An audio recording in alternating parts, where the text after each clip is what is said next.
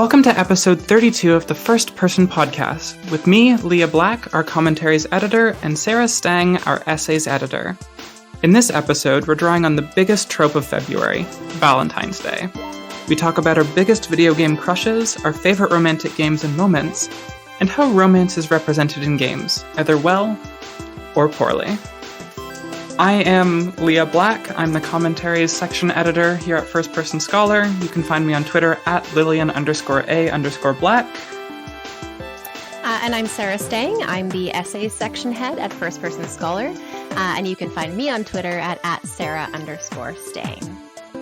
So today we have a little bit of a seasonal podcast that we're going to be recording, or that we are currently recording. We're going to be talking about some wonderful Valentine's-themed things. Seems suitable for February.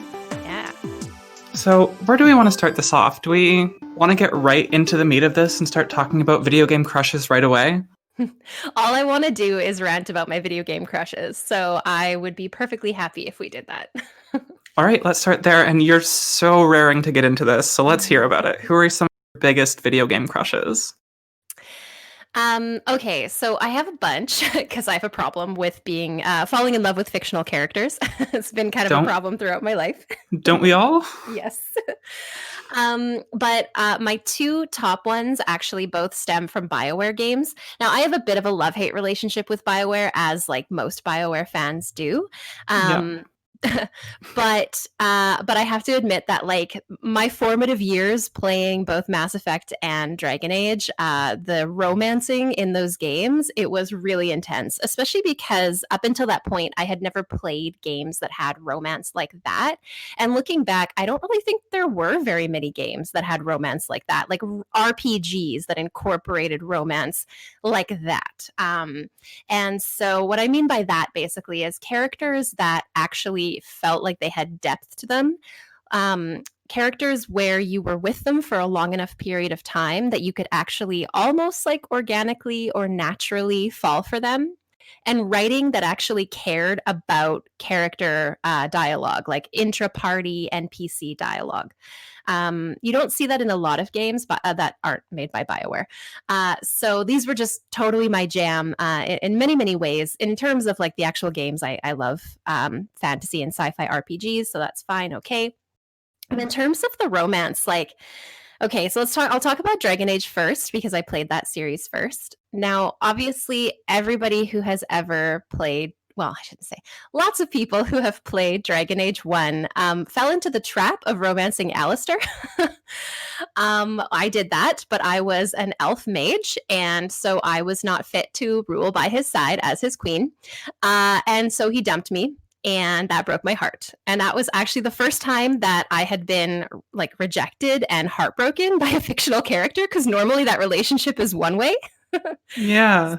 So the interactivity that video games afford in terms of romance makes it actually like a little bit risky, especially if there are characters with whom your romance can't actually play out the way you wanted it to. And Alistair, so I hardened him. And for those of you who don't know, you have a dialogue choice very briefly at one point in the game where depending on what you tell him, he either kind of continues to be a bit wishy-washy and whiny, as he sort of is throughout the game up until that point. Or you can say another thing that seems kind of cruel at the time, but is actually something he needs to hear to like steel himself to take the throne. And I hardened him. I told him the tough love thing. And as a result, he dumped me because he wanted to take the throne. And the only way he could do it is by marrying the queen. And so he offered to keep me on as a mistress, which honestly just felt insulting at that point. And so my romance with him fell through, and that was like a really shocking moment. And so I had this kind of like wariness when I started playing Dragon Age 2, because Dragon Age 2 really thrusts you into romance very aggressively. Like it feels less optional, especially when you're talking to someone like Anders, who just comes on to you really strong. And the moment that Fenris appeared in the game, I think I actually swooned. And I've never experienced that in real life or in a fictional setting since. Like he was designed for me. Like, and I'm sure lots of people say that for sure, but like I will always remember him fondly as my dark, brooding, broken elf man. Um, the interesting thing is, whereas Alistair is the kind of boy who, you take home to meet mom and dad, you want to get married to, he's like a good, sort of like solid foundation sort of guy, or at least he seemed to be until he broke up with me. Fenris is not someone I would ever take home to meet my parents because he's just very angry and broken and violent and toxic. And yet I fell hard for him. So it was really interesting for me comparing these two experiences in these two games that were actually like very different, but still kind of, I shouldn't say traumatized, but like broke my heart in different ways. Of course, I always play as a mage.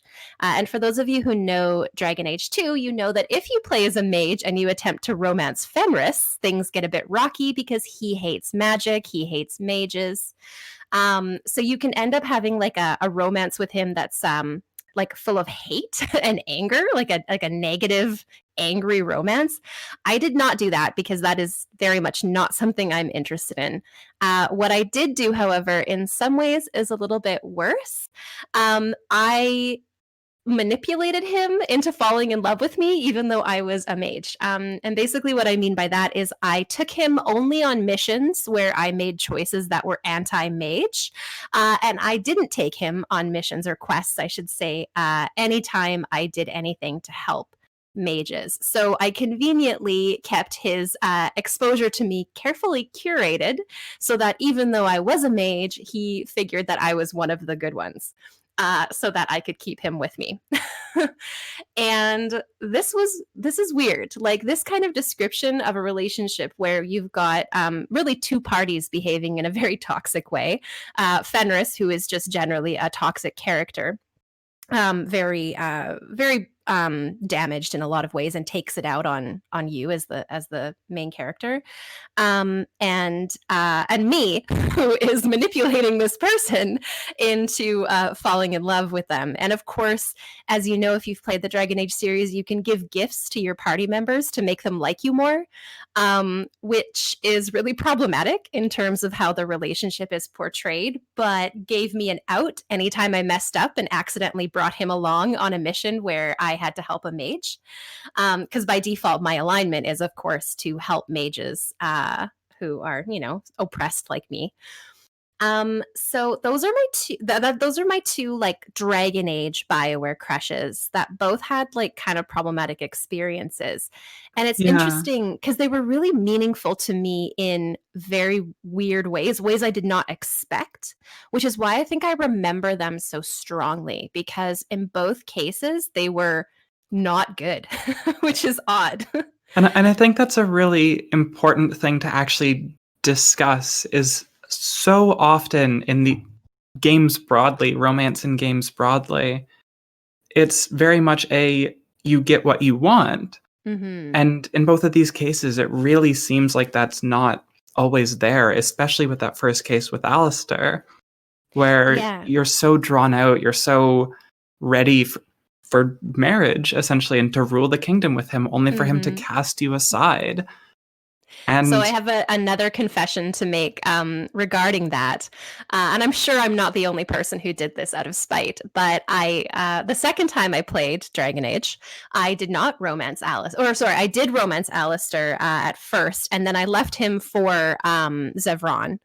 And I ended up blaming him for everything, exiling him so that I could get Logain in my party instead. And I was a male character. I was a male character in that playthrough, so I didn't romance Alistair because he's straight, but I romanced Zevran.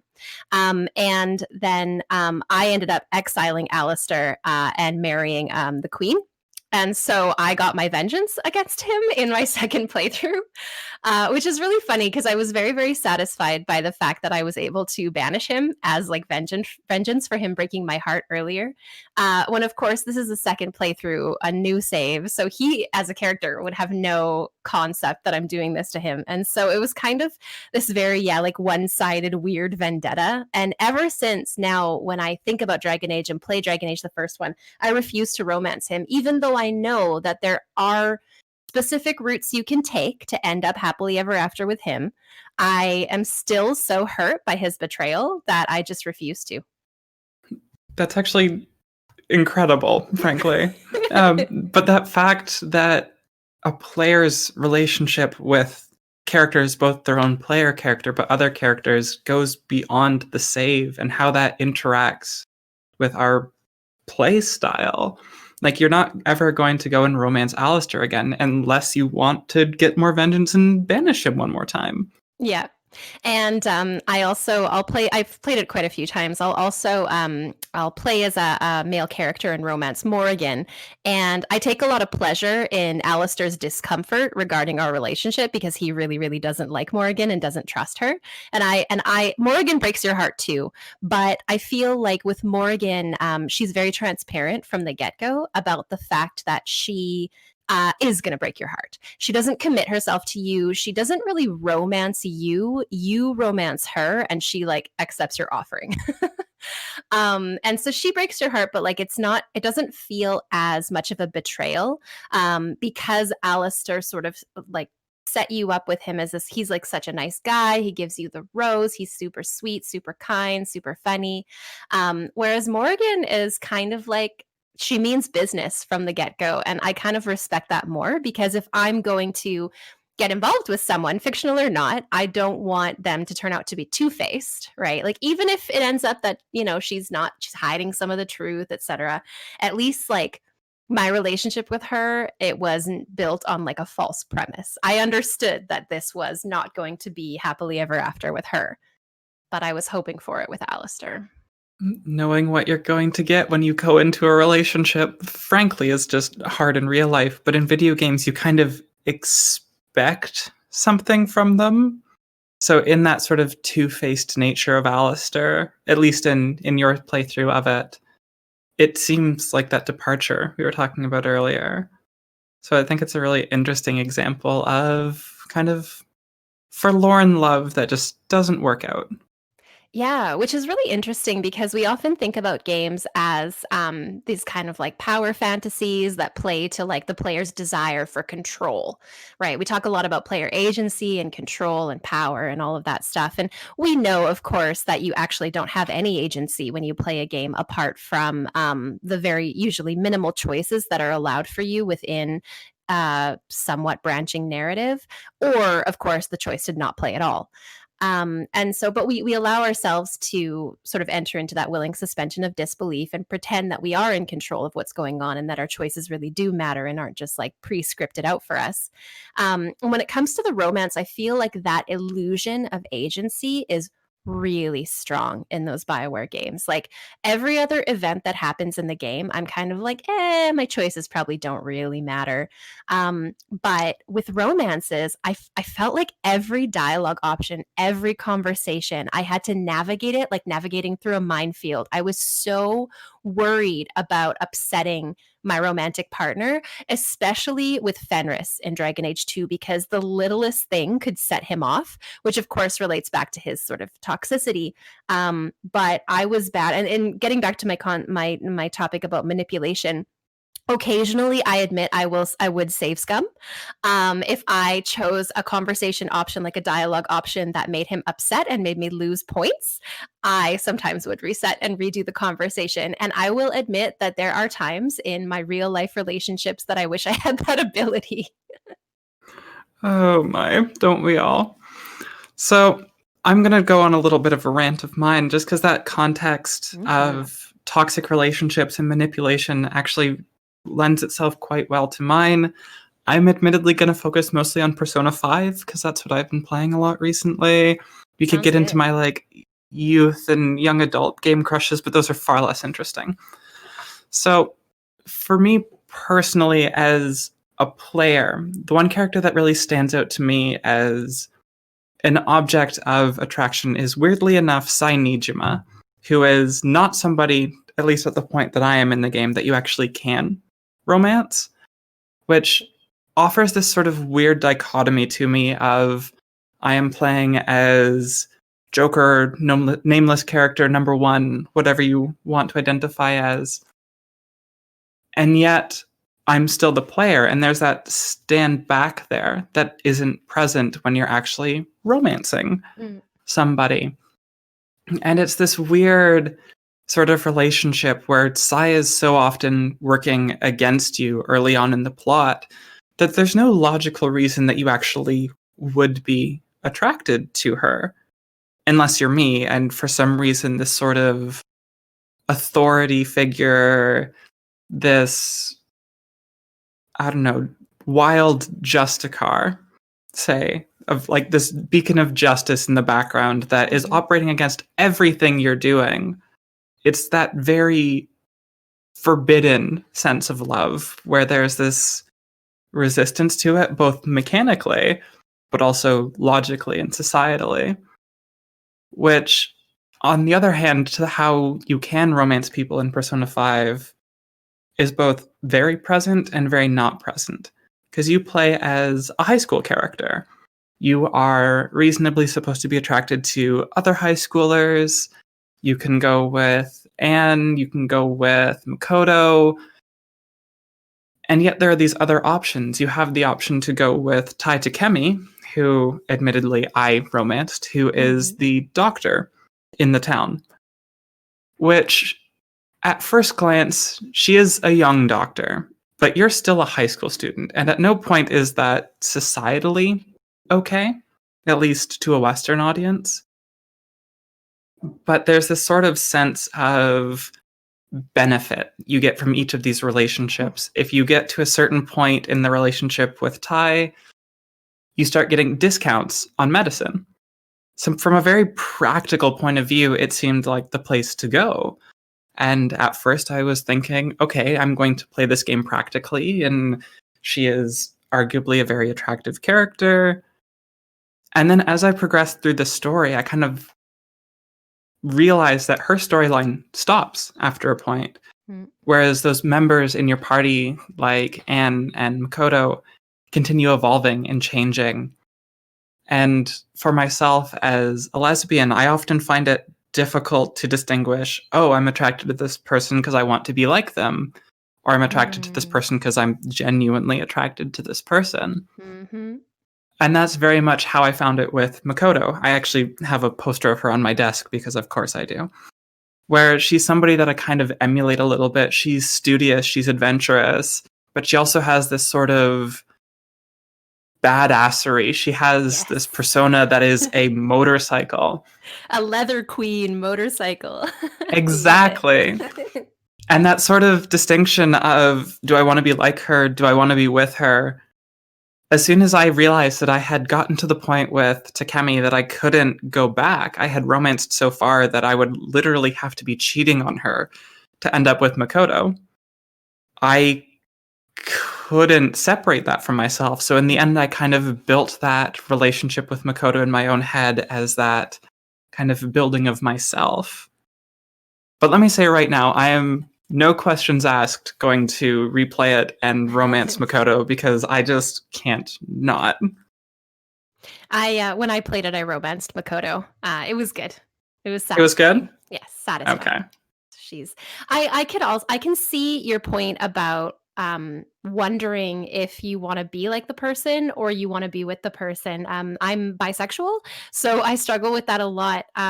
More in my like engagement with fictional characters, but there is always this underlying question of like, as soon as you see the character, especially so. With Makoto, I knew I was going to romance her as soon as I saw her persona because I was just like, again, swoon. But I was like, I see a lot of myself in her.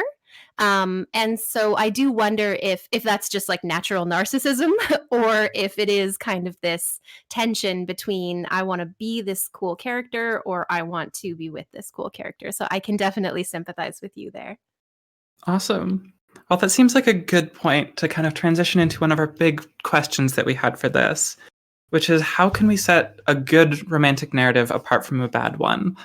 Let me just say that in Persona 5, there is a certain teacher that you have a chance to romance. That is a bad narrative. Just indefinitely bad narrative. Oh my goodness. Yeah, that one's terrible. Yikes. Just yikes all around. Yeah. So I'm going to call back to something you were saying a little bit earlier, that illusion of choice, or at least the option of agency as a player. In my mind, that seems like something that would make a good narrative for romance, but I'm curious how you feel about that, and if there's something beyond that. So, my ideal sort of dream video game narrative would be something like in the vein of these BioWare games, where you do have like a lot of options. In my ideal world, everyone is bisexual, so I can have my cake and eat it too. And I know a lot of people didn't like that about Dragon Age 2, and I can understand in terms of representation why that's really problematic because not everyone in the world is like that. But I liked having the options available to me. I hate being locked out of a romance because of the gender of my character, or in the case of Dragon Age 3, the race of my character. Yeah. That's infuriating, especially these long form games where sometimes you don't know who you're going to be able to romance until quite far into the game. And at that point, maybe you played as a female character and you meet Dorian and you're like, oh, I love you. And then Dorian's like, nope. And you're like, oh no. Literally my situation. Yep. Yeah. So it's realistic in that life is unfortunately like that.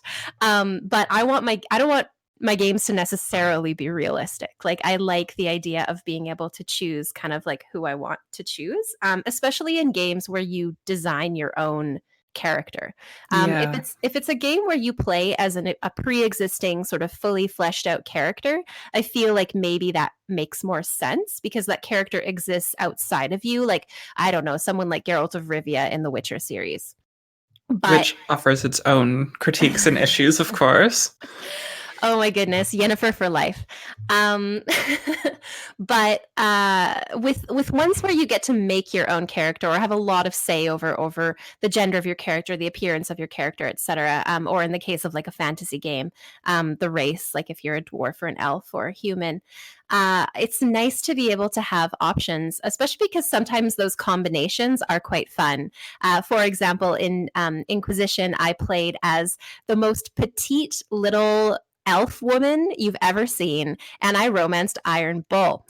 Oh my goodness. Massive. And of course, when you have sex with Iron Bull, I guess this is a bit of a spoiler, but it seems to me like it's clear from the way the shots are done, the scenes are done, that it's very kinky sort of BDSM play, which combined with his massiveness and his horns and his, kind of sort of portrayed in this almost monstrous animalistic way, it was very appealing to me, to say the least. Yeah, sorry, I'm just mentally remembering the Iron Bull playthroughs. He is the best. He is the best.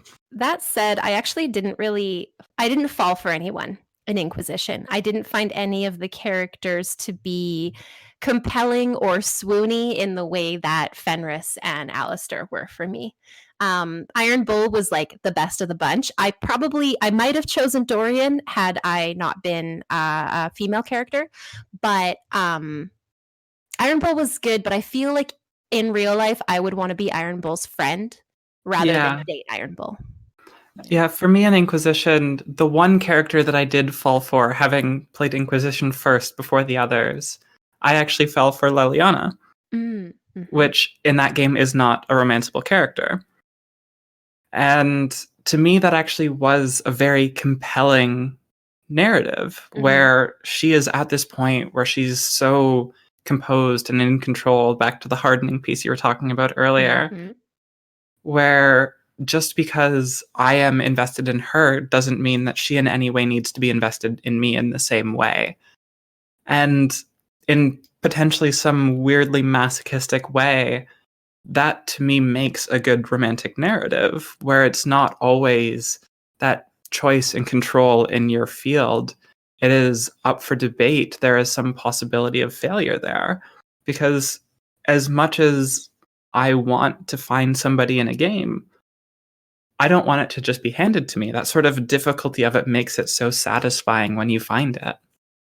Yeah, I think it would be quite interesting if the games had characters that didn't throw themselves at you like some characters do, but instead were quite aloof and resistant and like it's only possible to maybe unlock a romance if you're really, really good friends with them first. Because that's a little bit more realistic than, say, Anders basically propositioning you in your first conversation, which was a little odd.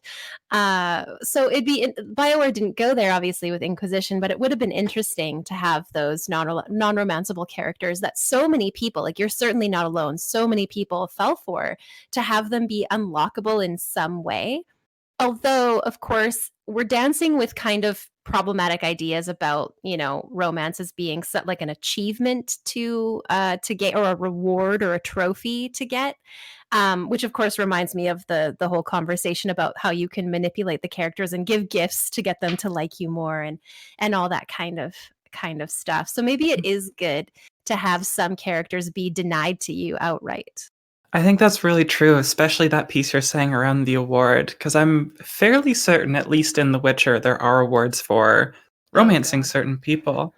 But that really does bring us to our kind of next big point of talk, where we're kind of curious how these relationships play out in games, either toxic relationships or otherwise. And that sort of award mentality, the manipulation of it, really seems to build into that quite a lot, both within BioWare games, within The Witcher, within Persona. There really is quite a lot of that, oh no, I screwed up, let me give them something, some kind of player-focused workaround for issues in relationships. Yeah, actually, all the games you mentioned are really interesting. So Persona is interesting because I kind of forgive it for that sort of, like, you get rewarded the more grow close with your companions, because that's part of the whole point, Yeah. of unlocking your heart, and like all that stuff is like you're encouraged to, from the get-go, to build bonds. That was the whole sort of premise of the game. And so I could see that as being like just sort of transparently part of how you're supposed to play the game. Is the whole point is, it's a JRPG, so of course the power of friendship, right? And that's a really important distinction, is that friendship versus the romance, too. Mm-hmm. And it also feels like in Persona, perhaps because they're high school students, the romances are pretty well. I didn't romance any of the adult characters because I also felt like that was a bit problematic. Just like imagining, like, if the main character was a woman and the adult characters trying to romance her were men, this would not be okay. And yet, because the genders are flipped, it's kind of I don't know, portrayed as funny or amusing. Like, it's okay to be like a predator if you're a woman. I found that very strange. But in terms of the romances, with the high school students, they always feel a bit cute. Like, they don't go too, I don't know, too far into like questionable zones, because they are all minors. And so Yeah. the line between friendship and romance felt very blurred and casual, which I actually quite liked. I liked that in those various moments when you could invite someone to a party with you, or to an outing, or you could choose who to hang out with for the afternoon. It was just as okay and just as satisfying and just as encouraged to hang out with a friend as it was to hang out with your romantic partner. Like, you weren't punished for not hanging out with your romantic partner. And I think that's actually a good model for what real life should be like. You should also be able to hang out with just your friends and have really close bonds with your friends that are equally as strong as your bond with your romantic partner. Absolutely. And that's honestly how I felt about On in those games, was very much a very close friend. She was somebody that, in a way, I admired in her kind of joyous insecurities, if you will, Mm-hmm. where it was not a toxic relationship between you and her, but you kind of learn to understand the toxic relationships that she has around her and kind of work through them in that way. Yeah, your role in that game, honestly, is just to be a supportive companion, like a supportive friend, to be a listening ear, and like to say kind things. Like, that's literally like all you really need to do to move forward with your bonds, which is pretty, I don't know, it's pretty positive and heartwarming. Heartwarming is a good place for us to transition to something very much not heartwarming. When we start looking into the settings for romance in these games, whether it's in a high school, whether it's on a spaceship, maybe you're in a castle in a far off land, what sort of issues do you have with these romantic settings? I know I have quite a few, but let's hear from you first. Well, I actually want to hear from you first if you have quite a few. Now I'm curious. So, for me personally, I am relatively young. I am interested in all sorts of people from a platonic point of view, but relatively limited from a romantic point of view. And so many of these settings, whether it's high school or a castle, a spaceship, you have all of these people around you that are completely inaccessible to talk to. Mhm. Where for me, there might be somebody who catches my eye off on the far side of the ship, and I say, I want to get to know you, not necessarily in a romantic way, but in a platonic way, and I am not able to do that. Where for me, the romantic sense of characters is very much bound to what the game has prepared, which from a mechanics point of view, I understand. But from this ideal narrative of, I want the chance to meet anybody and do anything with them. I can't take any of those characters from BioWare games broadly, but let's say Dragon Age, I can't go see a movie with them, which sounds absurd, of course. But there's that sort of limitation that the games provide. So to me, the fact that I can't do those things is one of my biggest issues. It seems bizarre to me on one hand that as somebody who has done some background work with games that I would have such a mechanical issue with it. But also as a hopeless romantic who just wants all of the love all of the time, I can't help but lean into that a little bit. Yeah, that's an interesting tension, like understanding that it just wouldn't be feasible for game developers to give every single NPC in the background personality, backstory, dialogue, and yet wanting that. And it kind of speaks to players being quite entitled in terms of like what we wish we could have, even if we do have knowledge of the practicalities of game design. There is that sense of like, oh, but I want more. Out of curiosity, do you find MMOs satisfying in that you're more likely to be able to talk to anybody around you?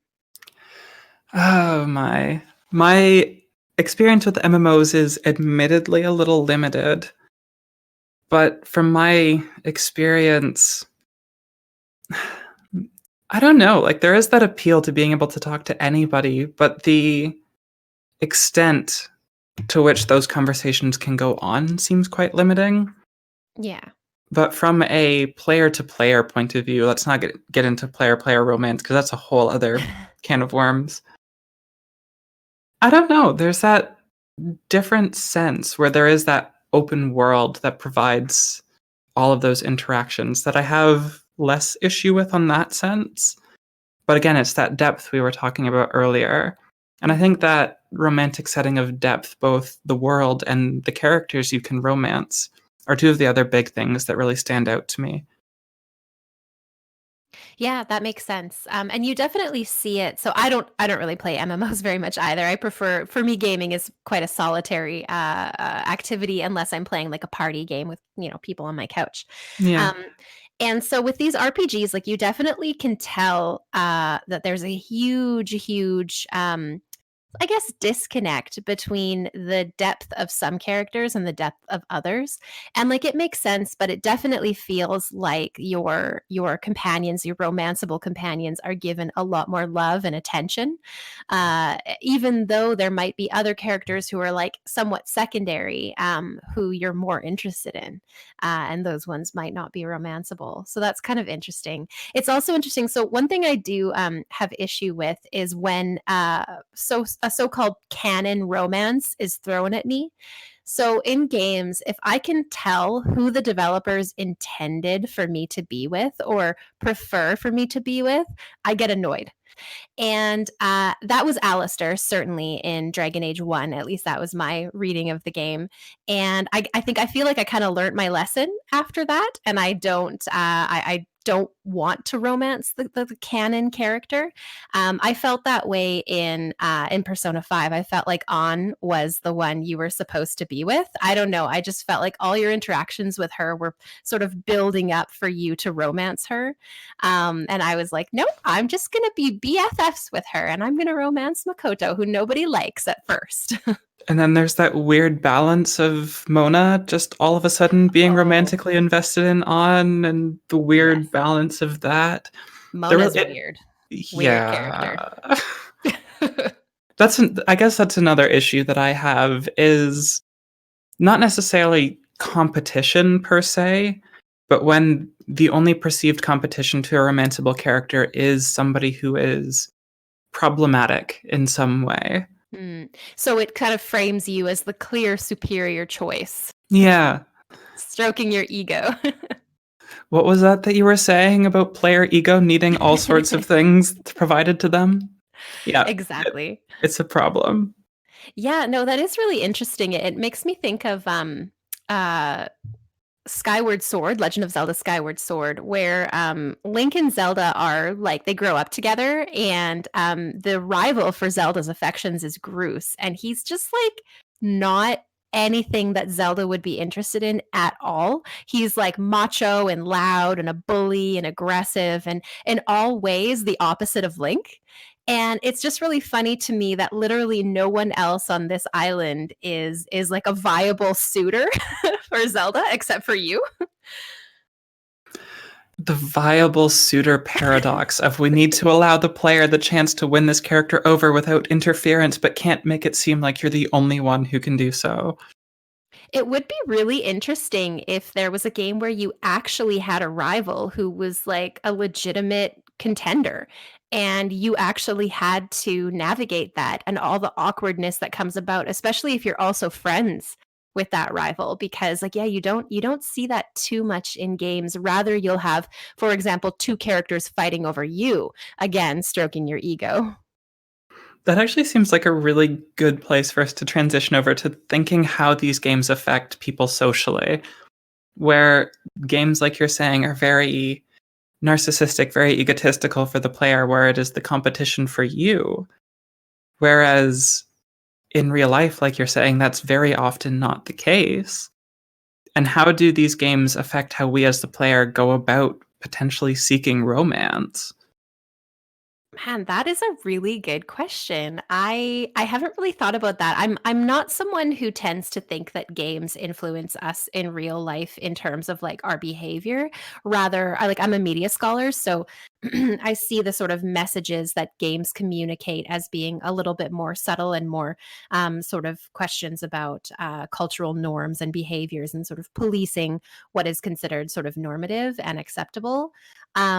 In terms of romance, I could see that being actually a big problem if games always offer you this role of handsome, charming, desirable. Everyone throws themselves at you. You can pick and choose who you want because it's like everyone's sexual orientation is oriented towards you.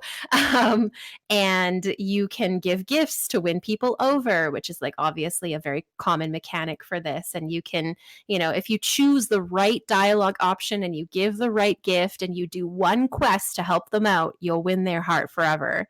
And yeah, that's 100% not how romance works in the real life. I mean, you should say the right thing and you should give gifts because that's nice, but that's not necessarily how these things work. And I wonder if it's setting people up for disappointment or problematic behavior in terms of this belief that there's a common belief that you can manipulate people into liking you. Like this is kind of that how to win friends and influence people nonsense, and all of these kind of self-help books that talk about, especially how to romance women and like manipulate them into falling for you, how to like be an alpha and all of that garbage. And so I could maybe see that, especially in these games where you do often play as characters who are special in some way, usually obviously like handsome and attractive and like blah blah blah, but also very powerful. They're the chosen one in some way, and so they're like special, they're the leader, they're in charge.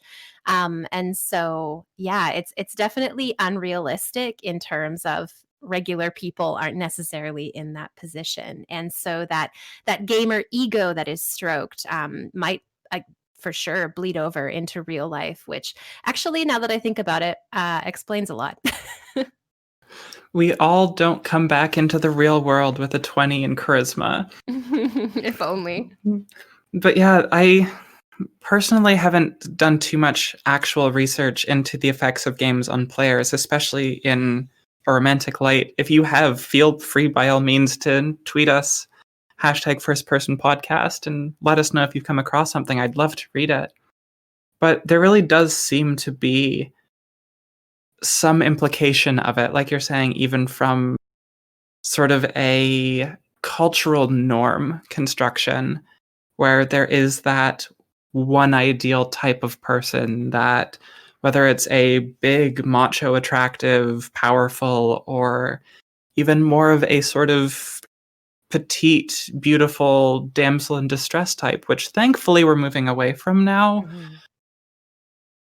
But there is that sort of typicality that comes from so many of these romances, and that player-driven attraction to them, especially when the developers, like you were saying earlier, set up a specific character for you to fall for.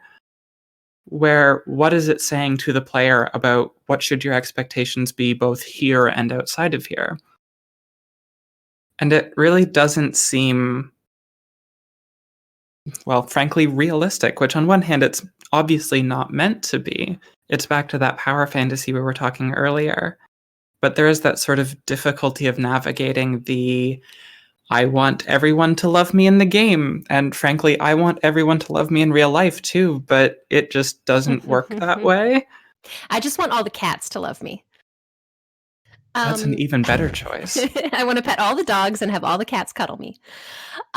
So thinking about that, actually, that's really interesting because there has been quite a bit of work done looking at romantic comedies and Hollywood romances and how they influence people's perceptions of ideal romance and how problematic these kind of very simplistic, stereotypical, cliche, sort of very normative, heteronormative stories, especially if you see that kind of story over and over again. Princess is victimized and she's only celebrated for her beauty or maybe her ability to sing, but usually both. The man is the active player and she becomes victimized and passive, put to sleep, turned to stone, imprisoned, whatever, kidnapped. And he, the macho hero man, rescues her and they ride off into the sunset and live happily ever after. And so film scholars have deconstructed this, unpacked this, and talked about how problematic this is in terms of what messages it's sending, especially to children, especially when they watch, like Disney films or things like that. And Disney is moving away from that formula for sure, but you still see it played out. Maybe there's a little bit more nuance, but you definitely see this kind of these kind of tropes about what romance is supposed to be, what idealized romance should be. So I do think that games offer something a little bit different a lot of the time, like excluding something simplistic like The Legend of Zelda, which tends to follow that same path.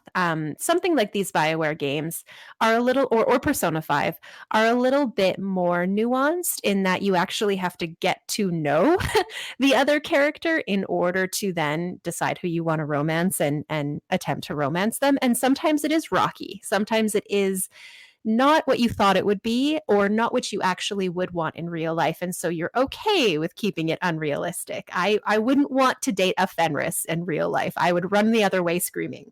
But in Dragon Age 2, I literally, every time I play, I can't romance anyone else. He's the only one I want. Yeah.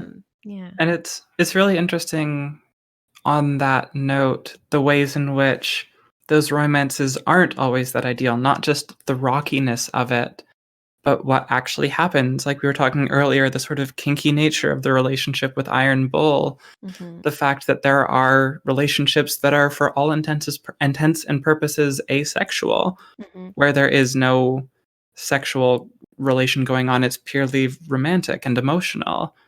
And in the traditional Hollywood sense, that's not what we're trained to believe. So Yeah, games really Hollywood do. teaches us that literally any kind of affection must therefore instantly lead to sex. So maybe games on that note actually do something positive for our relationship social behavior, is teach us that there are other options. Yeah, at least games that allow for romance as opposed to just sort of like one night stands. That's something that The Witcher. Well, I've only played The Witcher 3 Wild Hunt, but that game has a bit of tension in terms of basically having sex with random sorceresses just for fun. And of course, the previous games, you actually would collect your sexual conquests as like cards, which is a whole other level of problematic. But in The Witcher 3, it's interesting because you have your two romances. You have Triss and Yennefer, and both of them are established in the story of that world and the story of Geralt. And both of them are sort of presented as viable, legitimate, serious choices. They're not just sexual conquests, they're your potential life partner. Oh, sorry, I have a cat meowing at me. They're your potential life partner. And if you romance one, you can't romance the other. If you try to romance both, tell both of them I love you, you end up with neither, which I thought was really interesting. And I liked that in terms of romance, because although Geralt is the object of desire for these powerful sorceresses, he can't have both, which I thought was quite good, especially as like a sort of apology for the things that the games were doing in the previous two. Yeah, that apology seems interesting, perhaps a little bit half-hearted when we start thinking about Kira Metz, the fact that you can pretty much interact with all three of the sorceresses to some point, so long as you don't say, I love you. And I don't know. Those are the trigger words. They lock you in. Careful. Oh my goodness. Yeah. Personally, I was more invested with Triss, but within the story of the world, Yennefer seemed like the obvious choice. She's the canon romance. Again, it's very clear that the game wants you to choose Yennefer. Yeah, but it's not a proper dating sim. No. Do you have much experience with proper dating sims? No, they're not really my jam, although I do really love, for example, the romance mechanics in simpler games like Harvest Moon, which in a lot of ways like emulate or are similar to dating sims in how they approach their romance mechanic.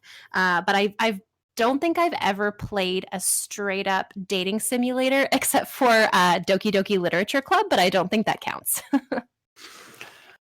I have only vicariously had interaction with any dating sims, and that was actually Dream Daddy, which, as a female presenting person attracted to other female presenting people, it felt really weird for me. But on the same hand, I could kind of come at it from a more objective point of view, not necessarily in a which one of these people is the better, but how do each of these people meet my own needs as an individual? So for me, I actually ended up falling for, oh my goodness, it's been so long since I've looked at it now. I'm going to say Dorian, and I'm fairly certain I'm wrong. But the one character who is very much into horror movies, into having picnics in the graveyard, and who all at the same time is very subtly referenced to be a trans man, which to me I came across, and as much as it's the inverse in my situation, there was some representation there. There was some agreement, if you will, to our own mentalities. The things that we're looking for just really seemed to mesh. And to me, that really feels like the point of a dating sim. It's not necessarily just that fantasy, play around, look for the one night stand. In a way, it almost is that sort of simulation, truly, where it lets you find out what you're looking for, why you're looking for it, and as much as it's artificially constructed, there are some pretty good cases of, you know, that person whose house is a mess only calls you when he's drunk and needs something probably isn't the best person for you. Yeah, that's a good point. Dating simulators, like, and it's obvious in the title of the like the name of the genre, but I've never really thought about it as like actually simulating like practice for real life dating. I always kind of thought of them as like, oh, once again, you're the everybody loves you. You're like the, I don't know. I always think of the typical sort of Japanese, like you're the high school student and all of the other high school girls, like they all want you. But you're right that especially dating sims that do something a little bit different and don't necessarily have sort of just your typical sort of like female high school student cliches, they could be really interesting for countering what we were talking about before in terms of the problematic tropes of romantic narratives, and actually like allowing you to have space to explore romance in a safe, like consequence free way. Which actually, now that I think about it, I wonder if dating simulators, especially ones maybe made purposely for more nuanced representation and a more sort of accurate representation of reality, should be like mandatory for like sexual education classes. Because when I was younger and we had sex ed in school, I was always a little bit put off by the fact that it focused so much on just sex and like how not to get an STD and how not to get pregnant. Here's how you put a condom on a banana. And I'm like, okay, this isn't like, what about love? Like, what about relationships? What about feelings? Like, how do I navigate all that? Because honestly, the sex part of it, like, it's so centralized in our society, but really, like, we should talk about like feelings and emotions first and sex second, in my opinion. And you're absolutely right. That really is missing so much from our sex ed curriculum, which even in itself is a sex ed curriculum. Yeah. Where is our emotions and romance curriculum? No, I think it would be really useful, especially for high school students, or middle school students who are dealing with like hormone changes, dealing with becoming adults and becoming sort of like who they are and realizing sort of who they're attracted to. And maybe it's not who they expected they would be attracted to when they imagined their future sort of romance when they were younger, and like just kind of going through all of those changes. And if we just teach them that those feelings equal sex, then, well, no wonder there are so many teen pregnancies and everything. Like you can do lots of other stuff with your partner even like beyond that, right? Yeah. I think that learning who you're attracted to piece actually is a really good other use for these dating sims, particularly for queer representation, Yeah. where so often members of the queer community don't always have the chance to have romantic relationships early on in life. And these simulations, in a way, however constructed, artificial they are, offer that sort of nuanced way of interacting with people you're attracted to outside in something like you were saying that is a safer environment to do. And having that representation there, whether it's a purely gay or bisexual, depending on your interpretation of it, game like Dream Daddy is, or something like I know we were all talking about earlier off the podcast, the Boyfriend Dungeon that's been Mhm. announced and is hopefully coming out soon, where we have multiple gender representations, both of player characters and non player characters, where from each of these perspectives you can interact and learn yourself before actually, to a certain necessity, going out to meet people yourself. Yeah, I think it would actually be really helpful, especially because I'm just thinking of how young people normally discover their own sexuality. And it's often through porn. And that's just, for the most part, sex. Again, centralizing sex in its various manifestations, but still. And so it is really interesting, like that struggle growing up queer and not understanding sort of like the ins and outs of romancing someone who is the same gender as you. Because like for me growing up, it's like, okay, Hollywood just shows me this very heteronormative image where like, the male character does this and the female character does this. And it's like, okay, well, how do I romance women? Right? Like, how do I, because I'm quite femme. Like, I'm not someone who would necessarily embody the masculine role in this kind of fantasy Hollywood setup. I want to remain femme, right? And so Yeah. seeing these kind of different iterations and different kind of setups that don't just lead to sex but lead to actual like love potentially, and exploring that would be really, really helpful. And I wish that had been something I had. I mean, beyond BioWare games, of course. I mean, BioWare games are definitely a place for us all to start with that. But yeah, At the time, they were better than anything else out there. In retrospect, they're lacking, to say the least. Well, that just goes back to the player ego. Everything's lacking. We just need something perfect that can't exist. Where is my perfect game? But yeah, like you were saying, with that sense of self-discovery and presenting femme looking for potentially romancing another woman, for me as a trans woman, I was in a way raised with that sort of expectation of the man does this, the man does that, and trying to navigate that myself, where I am now, for all intents and purposes, relatively femme presenting. It's kind of sporty sometimes, so I'm threshold. But there is that same interaction where, am I supposed to make the first step? Am I supposed to do that? And to this day, I haven't found any real representation on anything, games, cinema, TV, that would indicate what normal is. And I think in a way that is why it is queer representation, is that it is not normal, and that's kind of the fun and the point of it.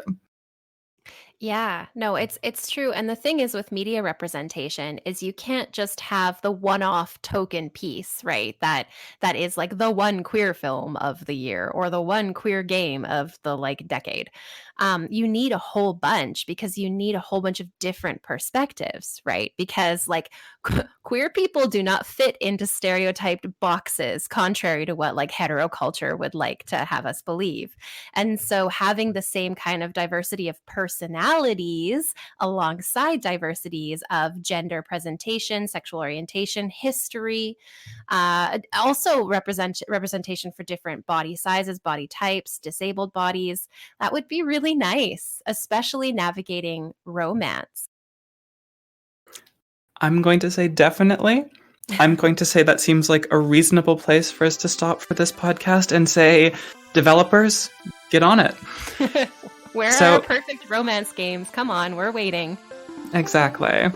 So I am, again, Lia Black, the commentaries editor at First Person Scholar. You can find me on Twitter at Lillian_A_Black. And I'm Sarah Stang, the essays section editor for First Person Scholar. And you can find me at Twitter at Sarah_Stang. And you can always interact with us at FPS Weekly on Twitter. And if you tag First Person Podcast, we will see it. Let us know what you think. Until the next time, thank you very much. Thank you. Thanks for listening to us talk about the representation of romance in games and our game crushes. What do you think about our choices? Let us know who your game crushes are and what you find to be compelling romance narrative in games on Twitter. You can find us at FPS Weekly, or start a conversation using the First Person Podcast hashtag. First Person Podcast is produced by Giuseppe Femia, with support from the Social Sciences and Humanities Research Council and the Games Institute at the University of Waterloo.